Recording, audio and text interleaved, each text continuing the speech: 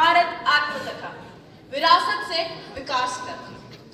हिंदुस्तान बना मत देना लाशों पर इंसानों की, हिंदुस्तान बना मत देना लाशों पर इंसानों की, और कथा कलंकित हो जाएगी पुरखों के बलिदानों की। राष्ट्रभक्ति का मंदिर जिस दिन टूट गया नादानी में, सिर्फ सिसकियां पाएंगे हम संतों की वाणी में। भारत माता के आंचल को मत बांटो बेताबी में, भगत सिंह के लाश के टुकड़े तड़प उठेंगे गावी में। और गीत नहीं गाए जाएंगे, कौन बांसुरी फूकेगा, और गीत नहीं गाए जाएंगे, कौन बांसुरी फूकेगा, निकलेगी ये देश सामूहिक खामोशी शमशानों की। कथा कलंकित हो जाएगी पुरखों के बलिदानों की, कथा कलंकित हो जाएगी पुरखों के बलिदानों की। हिंदुस्तान बना मत देना लाशों पर इंसानों की।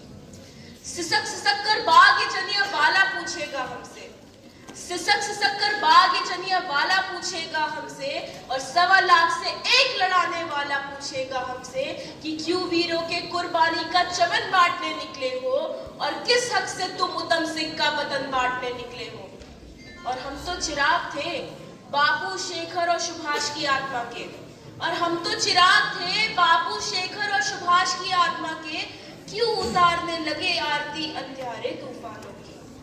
कथा कलंकित हो जाएगी पुरखों के बलिदानों की, हिंदुस्तान बना मत देना लाशों पर इंसानों की। सन 1950 में भारतीय संविधान को अपनाने के सम्मान में भारत में हर वर्ष 26 जनवरी को गणतंत्र दिवस मनाया जाता है। यह दिन भारत के ब्रिटिश आधिपत्य से एक संप्रभु लोकतांत्रिक गणराज्य में परिवर्तन का प्रतीक है। यह राष्ट्र के मार्गदर्शक सिद्धांतों के रूप में न्याय, स्वतंत्रता, समानता और बंधुत्व की स्थापना का प्रतीक है। पर आखिर क्या होता है एक गणतंत्र राष्ट्र? शाब्दिक रूप से तो यह जनता का तंत्र या राज्य है, जैसा कि अमृतवाग भावाचार्य ने अपने ग्रंथ श्री राष्ट्रालोक में लिखा, राष्ट्रस्य उत्थान पत्ने राष्ट्रयान अवलंबहि, अर्थात किसी भी राष्ट्र का उत्थान या पतन उसके निवासियों के ही हाथ में होता है। A republic nation empowers us with the freedom to think, with the freedom to innovate, with the freedom to rejuvenate, and with this power comes a great responsibility, the responsibility to take our nation to great heights. आज हम भारत की धरोहर को उजागर करने वाली एक अद्भुत यात्रा पर निकलेंगे, लेकिन जैसा कि हम सब जानते हैं, ऐसा कोई रास्ता नहीं है जिसमें चुनौतियां ना हो। आइए देखते हैं कि इस रास्ते में हमें कौन सी चुनौतियां मिलेंगी।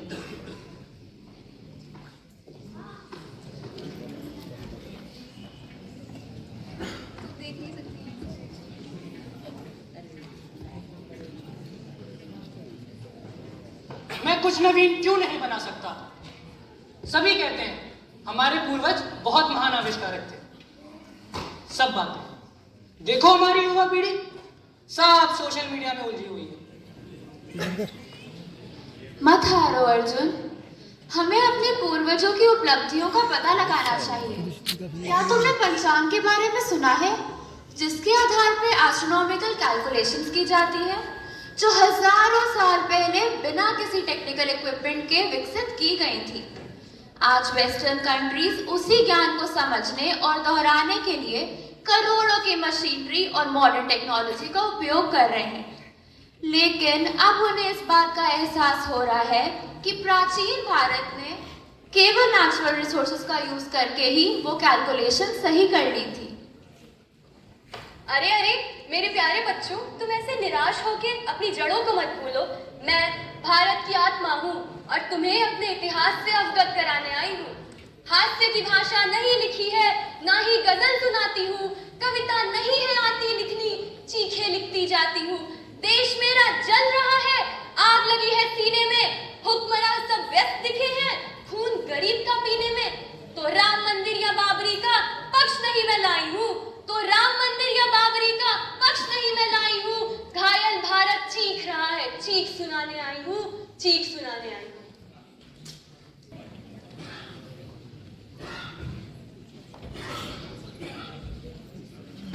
ये भैया बहुत ठंडी है भैया। मोहन बाबू, अरे राजू भैया और आगे तपियो आगिया में छोड़ दे तो ले खैनी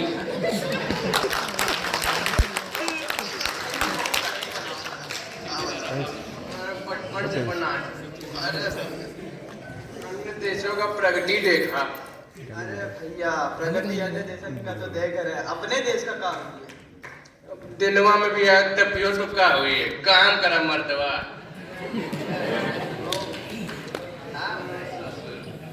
अरे अरे रुको रुको, मैं तुम्हें अपनी धरोहरों से अवगत कराते हुए प्राचीन भारत में लेके चलती हूँ। ये कौन जगह है? 20वीं सदी में आ गया क्या भैया? नहीं मोहन, हम प्राचीन भारत में ही हैं। प्राचीन भारत? इतने कम समय में इतना विकसित शहर? ये है सिंधु घाटी सभ्यता। सिंधु घाटी सभ्यता भारत की प्राचीनतम सभ्यताओं में से एक थी। ये अपनी अत्याधुनिक डिजाइन, आधुनिक जल निकासी व्यवस्था और गोदानों के लिए प्रसिद्ध हुआ करती थी। यहाँ के व्यापारी दूर देशों में अपनी चीजों का आदान प्रदान करने जाया करते थे।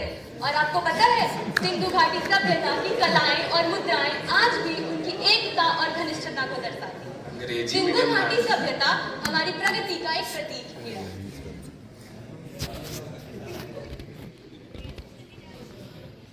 अरे ये पंडित कौन है रे? इतना बड़ा बड़ा गणित का सूत्र लेके बैठा है। कौन है ये पंडित? ये पंडित कोई और नहीं बल्कि ब्रह्मगुप्त है। तुम्हें पता है, ब्रह्मगुप्त ने न्यूटन से भी पहले गुरुत्वाकर्षण की खोज की थी, जिसे हम संस्कृत में गुरुत्वाकर्षण भी कहते हैं। उन्होंने द्विघातीय समीकरण अर्थात क्वाड्रेटिक इक्वेशंस को सबसे पहले बताया था। इन सब चीजों का विस्तृत अध्ययन हम उनकी पुस्तक ब्रह्मस्फुट सिद्धांत में भी कर सकते हैं। अरे ये कौन है रे? कूट रहा है। ये देखो, ये है चरक। चरक जिन्होंने प्राचीन भारतीय चिकित्सा और आयुर्वेद को एक नया आयाम दे दिया। इन्होंने बहुत सारी आयुर्वेदिक औषधियों के बारे में बताया था, जिसका विस्तृत अध्ययन हम उनकी पुस्तक चरक संहिता में कर सकते हैं। हेलो बिटिया कहत है तो ये भी मान ले रहे हैं। अरे ये कहाँ आ गए? तो टोपी वाला आदमी कौन है?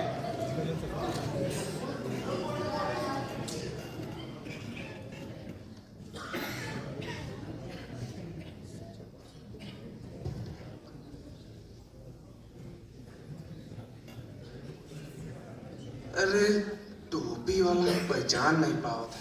कौन है?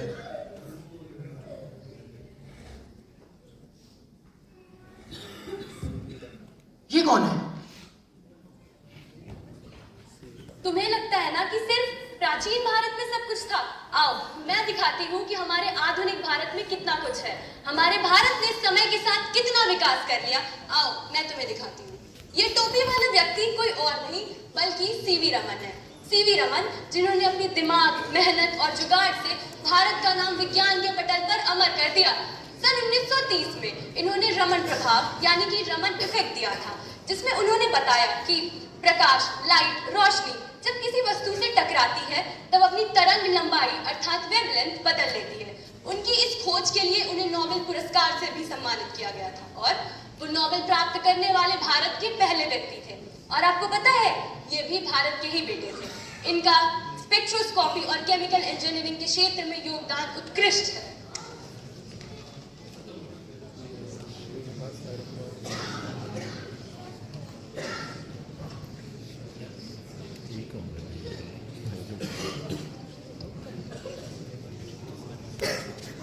ये देखो, ये है श्रीनिवास रामानुजन। श्रीनिवास रामानुजन जिन्हें हम गणित के जादूगर भी कहते थे, इन्हें तो लोग जीवित कैलकुलेटर भी कहा करते थे। इनकी कहानी कुछ ऐसी है कि बिना किसी शिक्षक की औपचारिक कक्षा लिए इन्होंने गणित के ऐसे ऐसे सूत्र दे दिए कि गणित खुद शर्मा कर बोला, पहले मुझे तो समझा देते। इनकी कहानी ऐसी है कि गांव में बैठे बैठे इन्होंने लंदन वालों को गणित पढ़ा दी। इनका मानना था सब कुछ गलत होता है बहुत कुछ सही होने से पहले। इनका जीवन हमें ये सिखाता है कि इंसान की मेहनत अगर सच्ची हो तो सफल होने के लिए उन्हें किसी डिग्री की आवश्यकता नहीं पड़ती। अरे ये सब अब पुरानी बातें हो चुकी। अब हमें चाहिए विज्ञान, ना कि सब पढ़ल घास फूस। राजू बिल्कुल सही कह रहा है। ये सब प्राचीन समय की बातें हैं। आज के भारत में ऐसा कौन सा विकास हो रहा है? आज के भारत में ये सब खत्म हो गया है। अरे ऐसी कोई बात नहीं है। हमारे आधुनिक भारत में भी बहुत से महान वैज्ञानिकों ने जन्म लिया। जैसे कि ये देखो, ये है आशिमा चैटर्जी। आशिमा चैटर्जी एक ऐसी महिला वैज्ञानिक थी जिन्होंने रसायन विज्ञान के क्षेत्र में अपना उत्कृष्ट योगदान दिया। इन्होंने मलेरिया और कैंसर को ठीक करने वाली दवाइयां बनाई। ऐसी बेटियों पर सदैव भारत को नाज रहेगा। और ऐसे ही अनेकों वैज्ञानिकों ने भारत की धरती पर जन्म लिया, जिन्होंने मिले जुले संसाधनों में कमी निकालने के बजाय उनका उत्कृष्ट प्रयोग करके हमें वैश्विक पटल पर अमर बना दिया। चलो, ये सब बातें तो हो गई। अब मैं तुम्हें बेंगलुरु लेके चलती हूँ। बेंगलुरु में क्या है सबको पता होगा। ये है हमारा इसरो, जो आसमान से परे देख सकता है, जो सपनों को हकीकत में बुन सकता है, जिनके इरादे पहाड़ों से ऊंचे हैं, जिनकी मेहनत समय से भी आगे। धरती से उठकर चांद को छुआ, धरती से उठकर चांद को छुआ, लाल ग्रह पर भी विजय का ध्वज हुआ। अंतरिक्ष में गूंज उठी विजय की बात, क्योंकि चंद्रयान 3 ने छुआ चांद का हाथ। हमने प्राचीन भारत की महानता को देखा और आधुनिक भारत की शक्ति को समझा। धन्य हूं मैं, धन्य है आप सब जो इस विरासत के वाहक हैं। याद रखो अर्जुन, प्राचीन भारत और आधुनिक भारत में फर्क सिर्फ समय का है। आत्मा वही है और हमारा काम है इसे ऊंचा उठाना और सदैव उठाते रहना।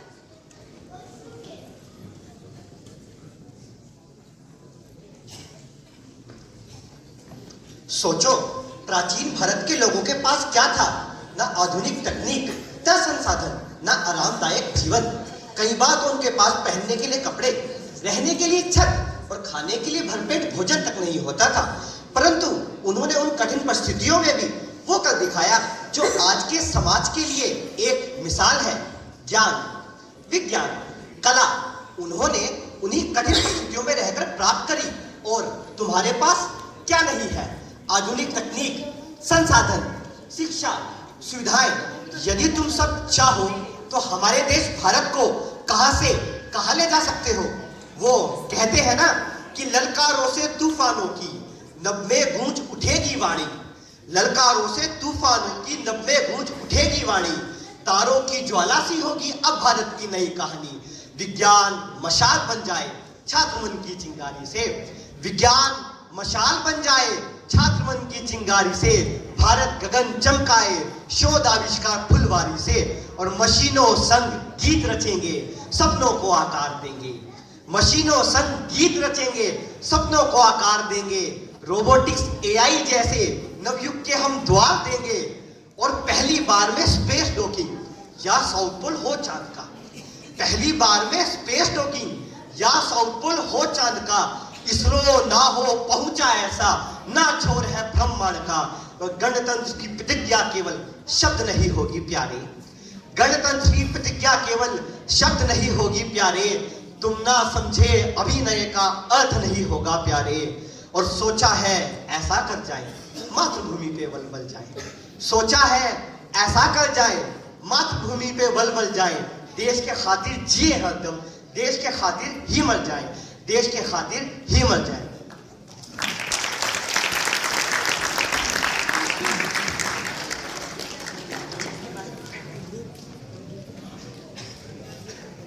सर्दी बहुत कड़ाके।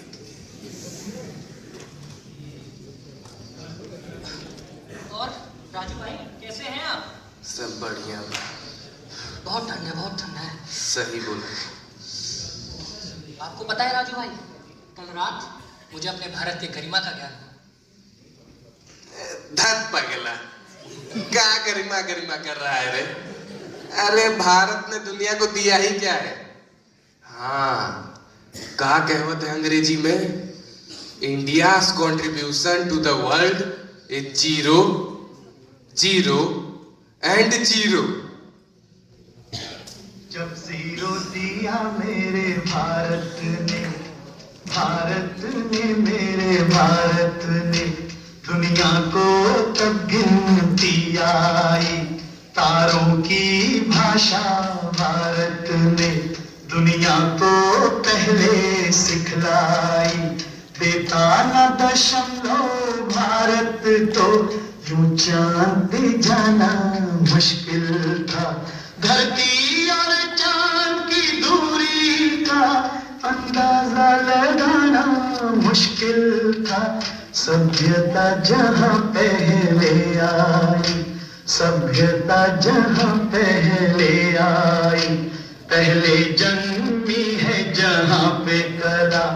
अपना भारत वो भारत है जिसके पीछे संसार चला, संसार चला और आगे बढ़ा, यूं आगे बढ़ा बढ़ता ही गया।